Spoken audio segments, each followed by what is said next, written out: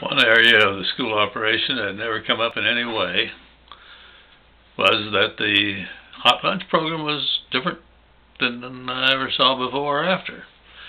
The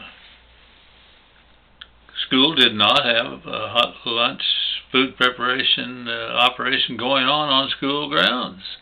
Instead, the school hot lunch personnel were up in the kitchen of the city hall, prepared the food there, and the kids from the elementary school came over the 2 or 3 blocks that they were away from the city hall, and the high school came up the, I don't know, 5 blocks, give or take, to the city hall for lunch. Boy, that's another reason that business of closing the campus to no driving could be resented. That's a fair walk. Didn't take that long. Did it myself all the time, and didn't hurt you any. But on the other hand, it was inconvenient, certainly. Not the style that you would have if you jumped in a car and drove up there. And the city hall was something. The building, I suppose, has been there many, many, many years, and probably was constructed using natural elements. In other words, it was a stucco construction. And I suspicion that, I'm not guessing far off, that those walls were somewhere between 20 and 24 inches thick. Stucco and then plastered over. A lot like they do those stucco houses down in the Yuma area.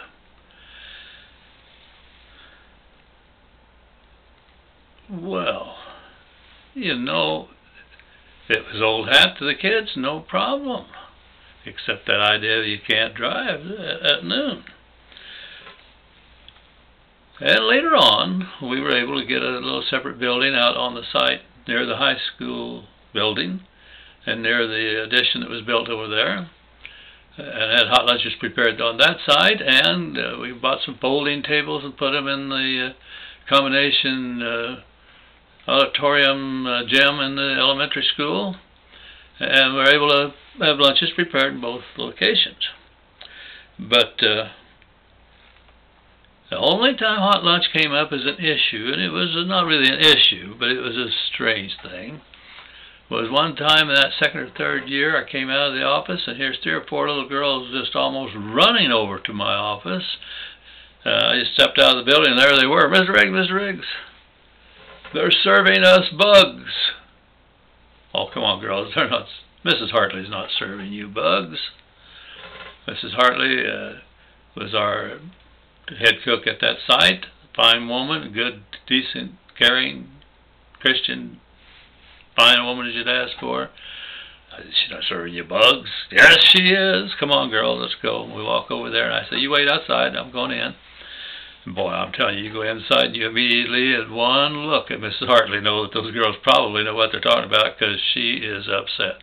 Her face is flushed. She looks like she's been, as they say out there in the West, that the horse has been ridden hard and put away cold, uncurried. Mrs. Hartley signals, come with me, and we step back into the little storage room area, and she says, I've strained them, and I can't get all the bugs out of my chicken and noodles. Mrs. Hartley, don't serve them. But I don't have anything else cooked. So, you have crackers, bread, jelly, butter. Put something together. Explain that you have a problem and give them something that'll tide them over, and don't serve that food. Okay. Bless her heart, she didn't know how to cope with that. And it was amazing. Didn't have any big uproar about it. The kids were upset, and I was amazed and expected a little bit of backlash, but I don't remember anybody getting really excited and upset about it. Might be because, well, not my sailor son, not my sailor brother didn't hear this, but from staff members and friends that I've had over the years that were sailors, and this kind of a story comes up, they laugh and say, out on the ocean many a time we had weevils in our bread flour.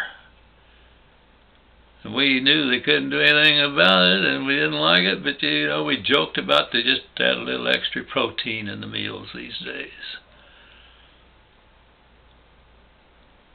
Great lady, Mrs. Hartley. In fact, the entire staff at the original location and at both locations, we had good hot lunches served by good people.